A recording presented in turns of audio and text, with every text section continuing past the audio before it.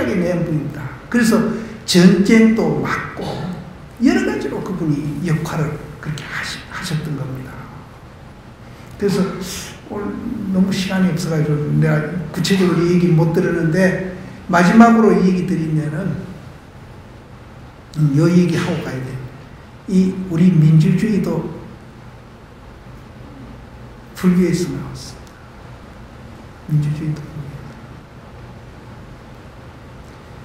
저 남방에서 나오는 대열반경이라는 책을 우리나라로 번역되어 있습니다. 한번 보십시오. 거기에 보면은 그 얘기가 나옵니다.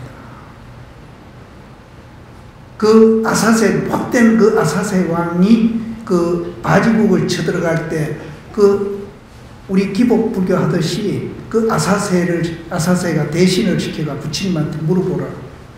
심부름을 시킵니다. 내가 전쟁을 일으키면은 성공할지 못할지가 물어보라. 근데 바지국이 상업도시인데 지금 바이샬리 그쪽인데요. 저는 거기를 2번이나 갔습니다. 갔는데 그때도 상업도시로 굉장히 번성하고 잘다. 부처님이 그 바이샬리에 가서 굉장히 오래 살았어요. 그래서 거기 살면서 대신들이나 정치하는 분들한테 그렇게 가르친 거예요. 그것도 그 얘기 나옵니다. 그 대열반경에. 뭘 가르치는 하면은 국가적으로 무슨 일이 있을 때마다 그 대신들, 그 부족장들이 모여가지고 기쁜 마음으로 모여가지고 기쁜 마음으로 서로 의논을 해서 결론을 내리고 기쁜 마음으로 헤어져요. 그래서 그걸 잘하고 있느냐고 묻습니다. 아라니한테. 그러니까 아라니가 그 전쟁하면 이기면 어떻게 되겠냐고 물어보러 이제 대신이 왔으니까 그분을 상대 안 하고 그걸 물어요. 내가 가르친 대로 그렇게 정치를 잘하고 있느냐. 예, 잘하고 있습니다. 그 부처님 하신 얘기가 그렇게 이제 공화제로 잘하고 있는 나라라면은 절대로 망하지 않는다. 번성을 하지 절대로 망하지 않는다. 그러니까 이제 그 물으러 왔던 대신이 전쟁을 하지 마라 말입니까? 바로 그렇다. 내가 바지국에 살 때 정치하는 사람들한테 그렇게 가르치는 거예요. 민주주의가 불교에서 나왔다 하면 모두 안 믿으시죠? 정말 부처님 우리 기록을 보면은 정말 부처님같이 위대합니다. 나는 여러 군데서 그걸 발견합니다. 부처님이. 그래서 오늘 시간이 없으니까 제가 결론을 내리겠습니다. 그러면은 왜 우리가 이제 이 눈으로 보이는 육체가 있고 지금 듣고 보고 하는 이 정신이 있는데 불교에서는 왜 공기를 하느냐 말이에요. 왜 공기를 하느냐. 멀쩡하게 있는데 왜 공기를 하느냐 말이에요. 있는 그대로 공기라는 소리거든요. 이게 뭐 주고 없어져서 공이 아니고 있는 그대로 지금 현재 그대로 공입니다. 여러분들 그대로 공입니다. 이걸 왜 공기를 하느냐. 그럼 이것도 제가 설명하려면 몇 시간을 해도 모질하니까 예를 들어서 옛날 선사시인들이 애 들어놓은 예를 딱 들고 제가 끝내겠습니다. 시골에 가면은 새끼곰 다 보셨죠? 새끼. 또 집신도 보셨고 가마니도 보셨고 덕석도 보셨고 그 지프로 만드는 제품이 참 많습니다. 다 보셨잖아요. 제가 벌써 대답을 얘기했네. 재료는 뭡니까? 지피죠. 그럼 가마니 만드는 지피 다르고 새끼 만드는 지피 다르고 집신 만드는 지피 다릅니까? 하나예요.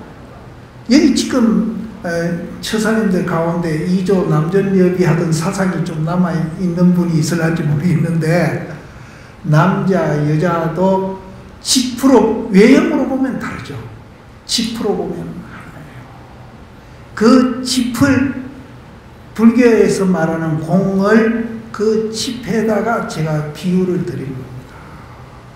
이게 내가 비교를 드린 게 아니라 저는 파도 가지고 비교를 하는데 옛날 선사신들이 들은 비교를 제가 합니다. 그럼 제가 만드는 비교를 하나 더 드린다면은 바닷물하고 바람하고 만나면 뭐가 일어납니까? 파도가 일어나죠. 파도가 일어나요. 그럼 파도도 바람이 불면은 파도도 엄청나게 큰 파도가 있고 적은 파도가 있고 물바람 파도가 있고 수천 수만 개 파도가 일어나죠. 그럼 크기는 달라도 그 속에 담겨져 있는 물은 하나잖아요. 그럼 어떤 사람은 큰 파도가 있고 적은 파도가 있지 않습니까? 이렇게 이제 나한테 질문을 하실 분이 있을지 모르는데, 그럼 큰 파도가 적은 파도하고 분리되어 있습니까? 하나잖아요. 그걸 불교에서는 법성이라고 합니다. 그러면은 하나하나 독립돼 가지고 거기에 담겨져 있는 물을 자성이라고 해요. 그럼 법성이 자성이고 자성이 법성이에요. 하나예요. 이것만 아면은 인종 갈등도 안 하고 민족 갈등도 안 하고 이데올로기 갈등도 안 하고 종교 갈등도 안 합니다. 굉장히 시야가 넓어져요. 굉장히 넓어져요. 이게 이제 불교입니다.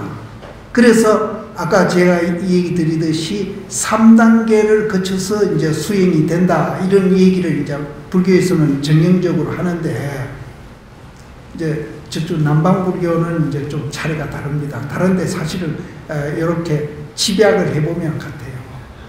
다른데